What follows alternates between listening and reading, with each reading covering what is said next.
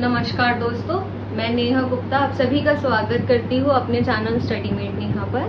तो आज हम भारतीय राज्य व्यवस्था की दूसरी क्लास डिस्कस करने वाले हैं। तो दोस्तों, कल हमने देखा कैसे British east India company Bharat में व्यापार करने आई एंड उसके बाद हमने देखा कि कि उस पर एक रेगुलेटिंग एक्ट लगाया गया। और वो रेगुलेटिंग एक्ट कैसे आया, जब ब्रिटिश ईस्ट इंडिया कंपनी ने ब्रिटिश सरकार से 10 लाख पाउंड के उधार की मांग करी थी, पर उनको दिए कितने गए थे? 14 लाख पाउंड। तो आज हम रेगुलेटिंग एक्ट के बाद का अगला अधिनियम पढ़ने वाले हैं, जो कि है पिट्स इंडिया एक्ट 1784। तो जो पिट्स इंडिया एक्ट 1784 आया, उसमें एक नियंत्रक मंडल को बनाया गया, जो कि 6 सदस्यों का मंडल था। और उन सभी सदस्यों का चयन किसने करा था? ब्रिटिश सम्राट ने। इन सभी सदस्यों की नियुक्ति ब्रिटिश सम्राट ने करी थी। दूसरा हम ये देखते हैं कि जो ये नियंत्रक मंडल बना, इसके पास क्या क्या ऐसी शक्तियां थी कि वो ब्रिटिश ईस्ट इंडिया कंपनी के कौन से मामलों में एक नियंत्रण रख सकती थी, उन पर हस्तक्षेप कर सकती थी। तो जो नियंत्रक मंडल था वो ब्रिटिश ईस्ट इंडिया कंपनी के प्रशासनिक, सैन्य एवं राजस्व मामलों में हस्तक्षेप कर सकता था, उन पर नियंत्रण रख सकता था। उसके बाद हम चौथा अंक ये देखते हैं कि जो इंग्लैंड में स्थित ब्रिटिश सरकार थी, उसमें पूरा का पूरा एक अलग विभाग ही बना दिया गया ब्रिटिश ईस्ट इंडिया कंपनी को नियंत्रण करने के लिए, उनके ऊपर नजर रखने के लिए कि वो भारत में क्या क्या काम कर रही है। पूरा का पूरा एक अलग विभाग ही बना दिया गया। क्यों बना दिया गया?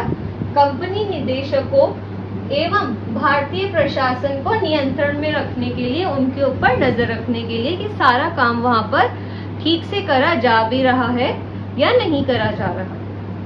पिट्स इंडिया एक्ट 1784 दोस्तों एक ऐसा एक्ट था जिसमें पहली बार देखा गया कि जो ब्रिटिश सरकार थी, ये उनकी एक तरीके से पहली एक हस्तक्षेप देखा गया ब्रिटिश ईस्ट इंडिया कंपनी के भारतीय मामलों में।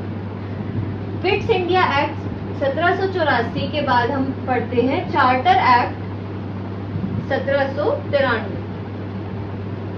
तो जो कंपनी के व्यापारिक अधिकार थे, उनको ब्रिटिश सरकार ने 20 साल के लिए और बढ़ा दिया।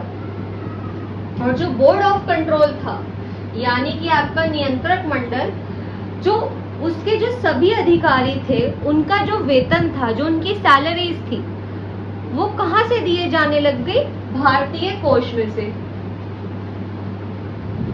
और ये देखा गया कि जो चार्टर एक्ट 1793 में आया, हर 20 साल बाद नए चार्टर एक्ट आने लग गए। कुल मिलाकर 4 चार्टर एक्ट आए थे।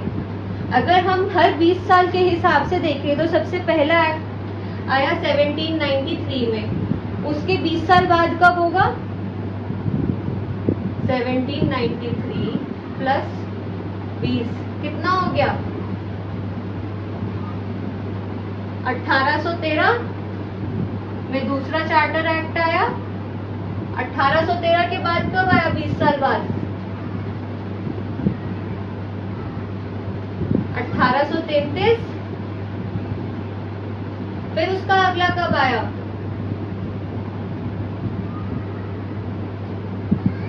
1853।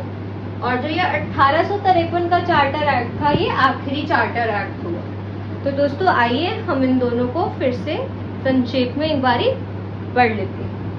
पिट्स इंडिया एक्ट आया भारत में 1784 में। इसके तहत एक नियंत्रक मंडल बनाया गया, जो जिसमें कि 6 सदस्य थे। उन सभी 6 सदस्यों की नियुक्ति कौन करते थे? हमारे ब्रिटिश सम्राट करते थे।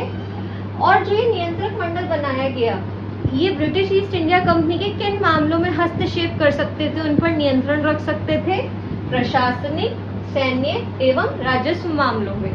उसके बाद जो इंग्लैंड में स्थित ब्रिटिश सरकार थी, वहां पर पूरा का पूरा एक अलग विभाग बना दिया गया।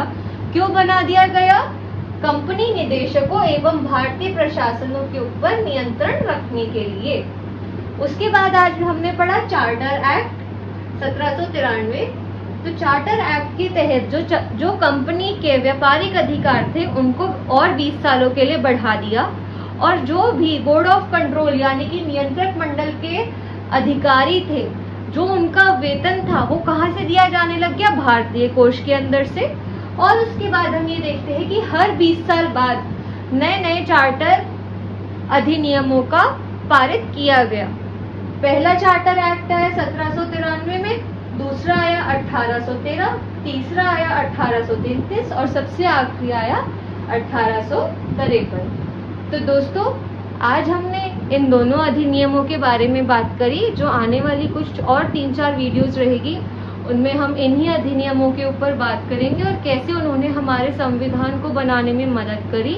हमने उनसे क्या क्या ऐसे उद्देश्यों का